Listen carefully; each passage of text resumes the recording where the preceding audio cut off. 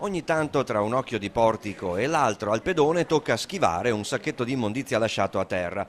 Strano e indecoroso spettacolo quello offerto in centro storico, dentro la ZTL fino alle zone pedonali, in questi giorni ai molti turisti presenti in città. In via Nazario Sauro e via Vincenzo Stefano Breda, a ridosso delle piazze Signori e Frutta, e in via Santa Lucia succede di incappare in maleodoranti sacchetti di rifiuti lasciati a terra di fronte agli ingressi delle residenze o, come in via Santa Lucia, quasi fosse uno sberleffo, sul cartello di inizio della zona pedonale. Da cosa sia causato questo brutto spettacolo al momento non si sa. Mancano i cassonetti del secco? Gli addetti non raccolgono sacchi non inseriti nei contenitori? O maleducazione? Di certo un brutto vedere, come anche capita dietro il Palazzo del Bo, in Riviera Ponti Romani. Già la lunga fila di cassonetti non è il massimo dell'estetica, poi succede che il cartone non ci stia più nel suo contenitore e che un qualche incivile lasci un sacco pieno di pane appeso al bidone del secco. Cartoline da Padova.